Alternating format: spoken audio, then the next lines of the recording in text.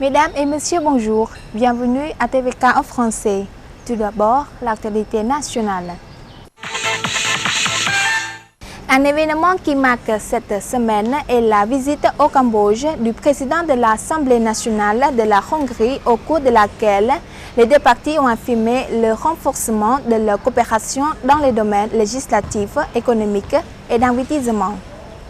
Le président de l'Assemblée nationale cambodgienne, Somdech Heng Samrin, a considéré la Hongrie comme un ami du Cambodge pour toutes les circonstances. Il a rappelé que la Hongrie avait assisté le royaume quand il venait de sortir de la guerre et il avait subi l'embargo économique mis par les pays occidentaux. Lors d'une entrevue avec le président de l'Assemblée nationale de la Hongrie, László Kövér, en visite au Cambodge le 3 novembre au palais parlementaire à Phnom Penh, Somdech Heng Samrin a encore rappelé que la Hongrie avait aussi aidé le Cambodge dans la recherche de la paix jusqu'à l'obtention de l'accord de Paris en 1991. Le président de l'Assemblée nationale cambodgienne a proposé à la partie hongroise d'encourager ses investisseurs à venir nombreux investir au Cambodge et de diffuser le potentiel touristique cambodgien à la population hongroise afin qu'elle vienne visiter le territoire d'Angkor du Cambodge. Somdech Heng Samrin a dit que l'Assemblée nationale cambodgienne soutenait toujours la coopération entre les deux pays et demandait au gouvernement cambodgien et hongrois d'élargir leur coopération dans les secteurs commerciaux et touristiques. Pour les relations parlementaires des deux pays, Somdech Heng Samrin a proposé au président du Parlement hongrois d'examiner la possibilité de multiplier la coopération tant bilatérale que multilatérale entre les assemblées des deux pays.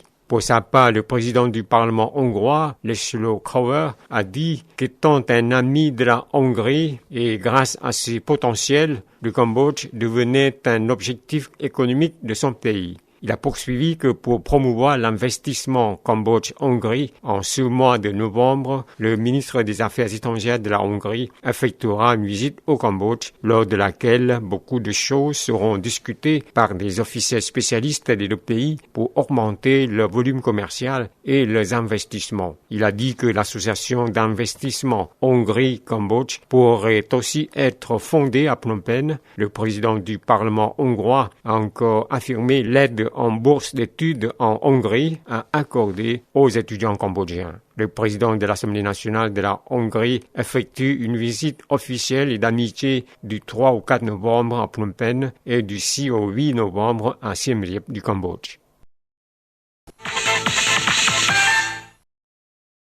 Lors d'un entretien avec le président de l'Assemblée nationale de la Hongrie, László Kövér, le chef du gouvernement cambodgien, Somdech Hun Sen, a demandé aux deux pays d'examiner encore la coopération entre les institutions législatives et les autres secteurs, surtout entre les deux populations. Ieng Sopalet, assistant de Somdech Hun Sen, a fait savoir à l'issue de cet entretien du 4 novembre au Palais de la Paix à Phnom Penh que le chef du gouvernement cambodgien avait remercié la Hongrie de ses aides dans le passé, en particulier dans la formation de ressources humaines. Somdech Hun Sen a aussi accueilli et soutenu la promotion des relations entre les deux pays.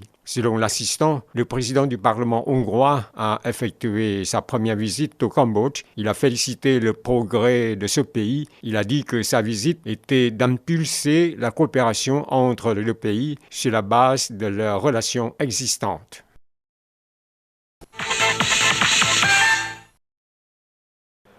Somdech Mohasenapadae Daecho Hun Sen, Premier ministre, a reçu le 5 novembre au Palais de la Paix à Phnom Penh Madame Ha Thi Khiet, secrétaire du comité central du Parti communiste du Vietnam et chef de la commission centrale de mobilisation de masse du parti, en visite au Cambodge. D'après Ieng Sopalet, assistant du Premier ministre, lors de l'entretien, Madame Ha Thi Khiet a informé Somdech Daecho Hun Sen des résultats de sa rencontre avec Madame Men Som-on, vice-premier ministre, ministre des Relations avec le Parlement et de l'Inspection et chef de la commission centrale de mobilisation de masse du Parti du peuple cambodgien. Pour sa part, Somdech Daecho Hun Sen a hautement apprécié la coopération entre les mouvements de mobilisation de masse des deux pays et les a encouragés à promouvoir leur coopération dans les domaines du commerce et de l'investissement et dans les activités humanitaires en particulier l'aide aux habitants vivant le long de la frontière commune en termes de services médicaux.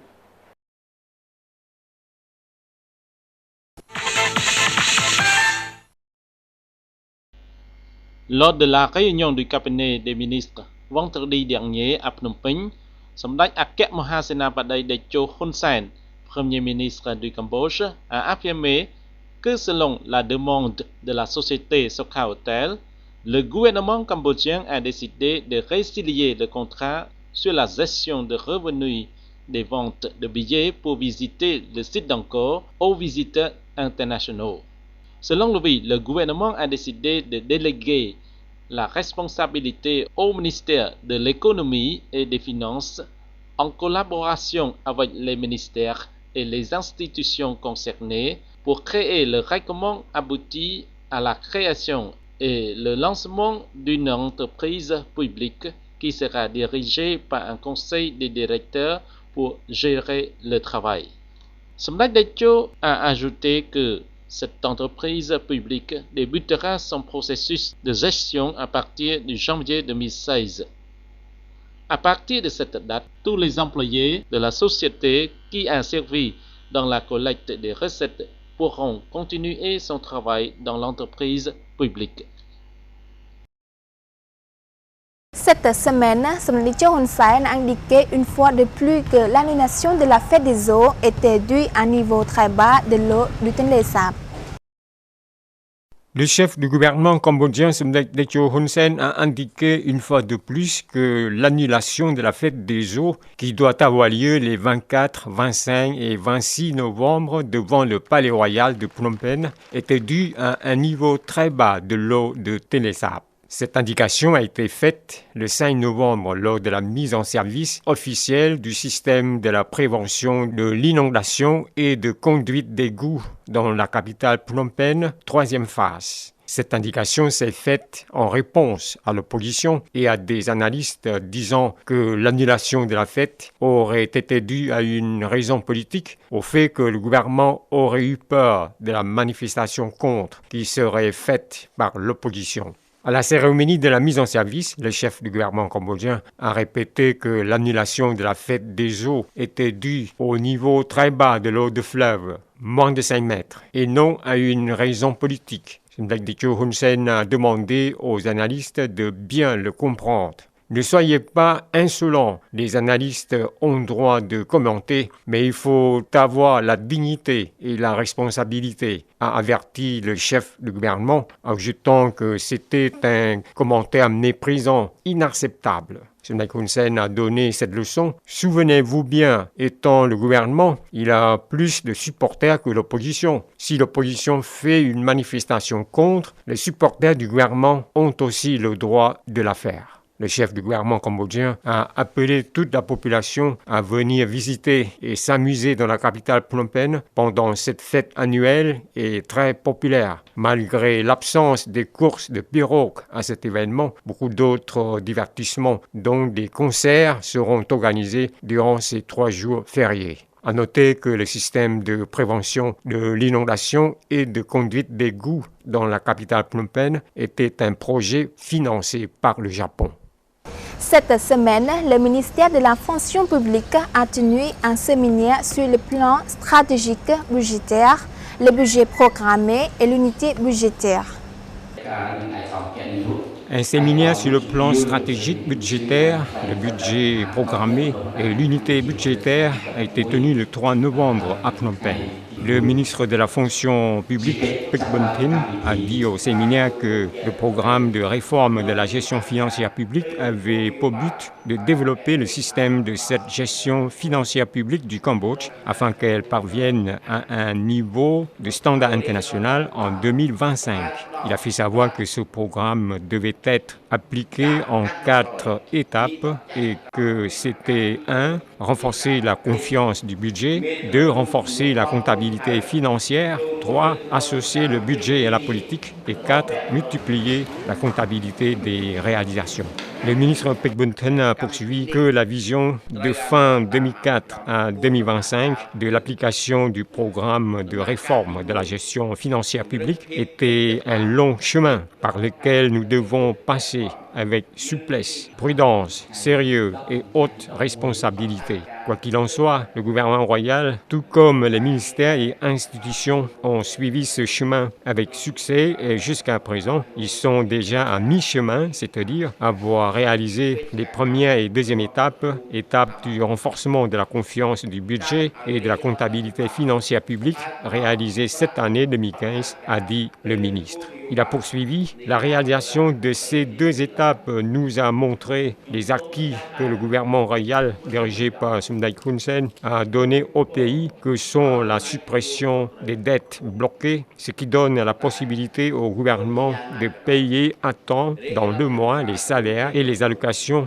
aux employés d'État et aux retraités et de payer par le système bancaire, la réduction de la procédure compliquée, permettant ainsi de gagner du temps et l'efficacité dans l'accomplissement de la mission des ministères et institutions, l'augmentation des salaires et des pensions de retraite en faveur des employés d'État et des retraités, le renforcement et l'élargissement de la confiance en l'ambiance de l'investissement au Cambodge, ce qui crée de meilleures conditions aux investisseurs locaux et étrangers.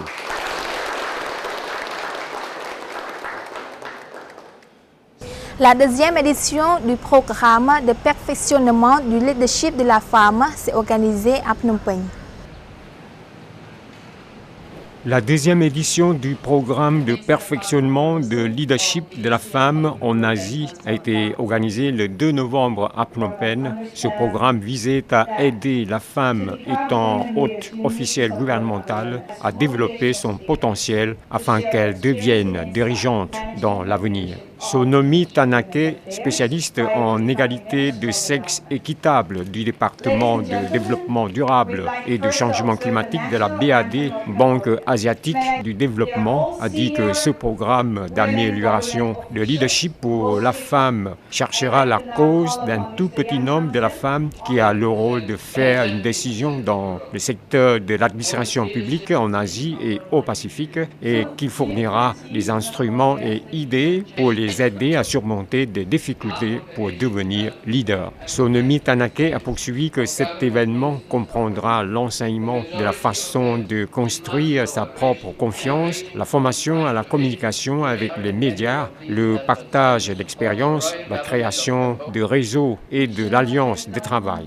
La ministre cambodgienne des Affaires féminines, Inkantha Pavi, étant présente à l'événement, a dit que l'objectif de ce programme répondait bien à l'occupation du Cambodge d'augmenter le nombre de la femme dirigeante et faisant la décision à tous les niveaux et dans le rang du gouvernement. La ministre cambodgienne a ajouté que ces femmes encourageraient et feraient aussi avancer l'égalité de sexe en fonction de leur secteur de travail dans la fonction publique. À noter que ce programme de 4 jours a été organisé après le succès de la première édition de cet événement l'année dernière.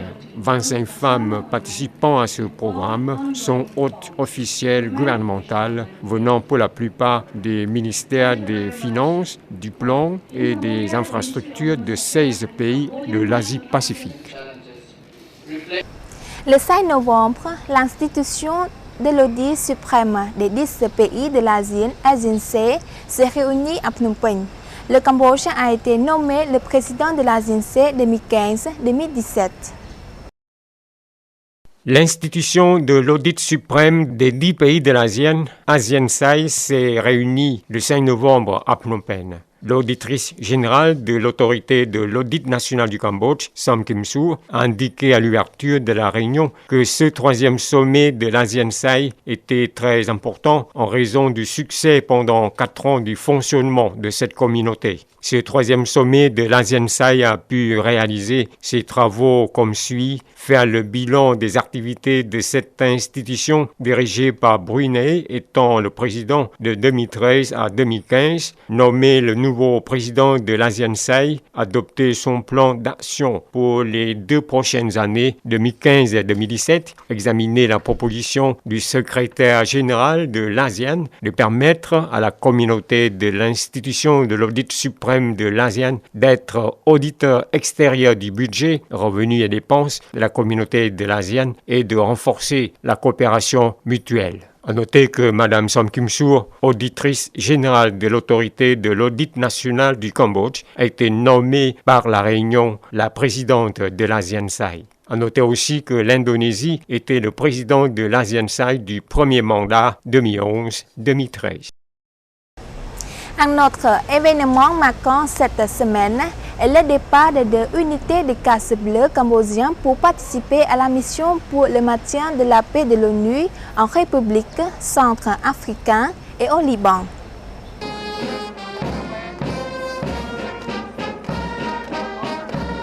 Le 2 novembre, à la base militaire de l'armée de l'air, a été organisée la cérémonie de départ de casques bleus cambodgiens pour la mission des Nations Unies pour la stabilité en République du Centrafricain et la mission onusienne au Liban. Le général Sam Sowani, directeur général du Centre national de la gestion des forces du maintien de la paix, a fait savoir à la cérémonie que 216 militaires, dont 4 femmes, de l'unité de génie numéro 549, deuxième contingent, étaient prêts à participer à la mission du maintien de la paix de l'ONU en République centrafricaine.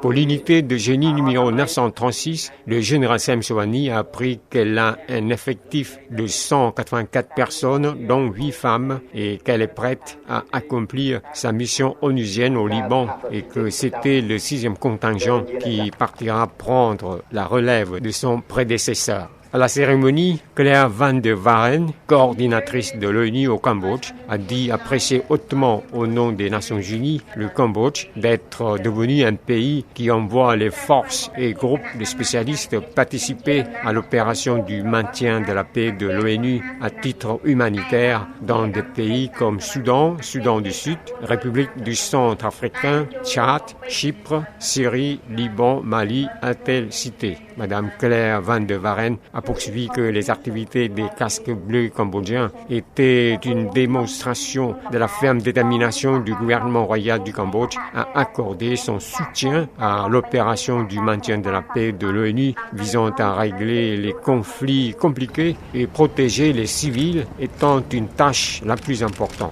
À noter que depuis 2006, le Cambodge a envoyé ses 3156 casques bleus, dont 104 femmes, participer à la mission de l'ONU.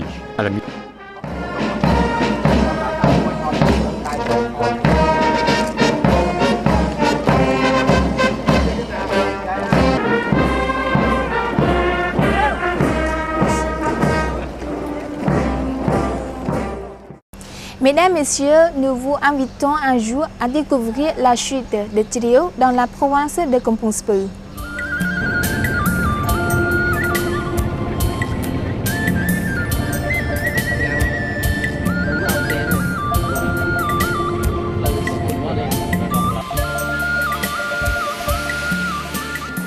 Situé dans le village de Tang Som Rau, commune de Homleng, district de Tpong, province de Kampong Speu, la chute de Trio est une région touristique verte. Cette cascade a 7 étages.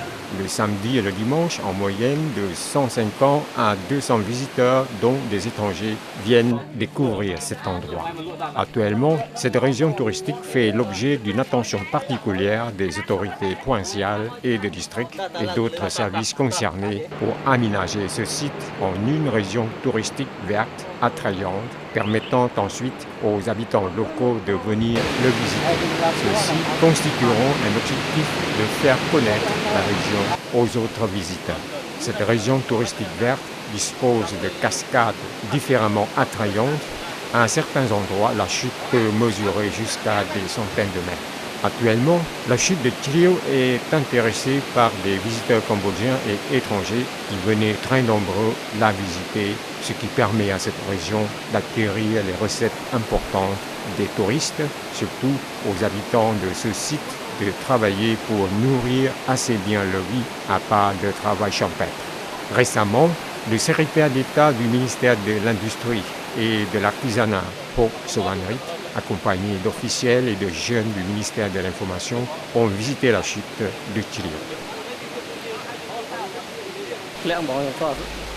Cette région de cascades de plusieurs étages accueille beaucoup de visiteurs le samedi, le dimanche, dont la plupart sont cambodgiens. La chute de Chilio dans la commune de Omliang, district de Tpong, province de Kampong Speu, commence actuellement à être connue par des Phnom Peignois et des habitants de la région avoisinante. Tous les samedis et les dimanches, il y a plein de visiteurs. Maintenant, ils préfèrent s'amuser dans la région des cascades. Comme vous le voyez, quand il pleuvait, l'eau de la chute est très abondante.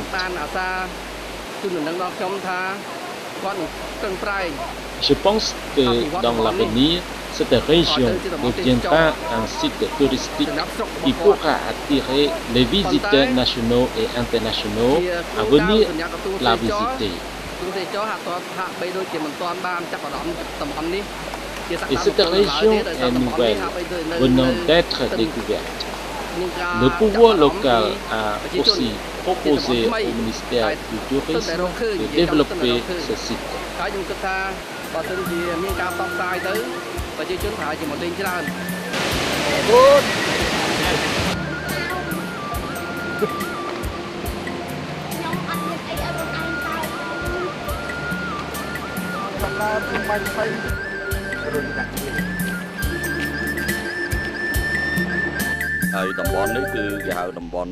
Cette région est appelée Chilio de la chute d'Oral. Aujourd'hui, 204 visiteurs, dont 110 000 femmes et 89 hommes, sont venus la visiter. On travaille 24 heures sur 24, tous les jours.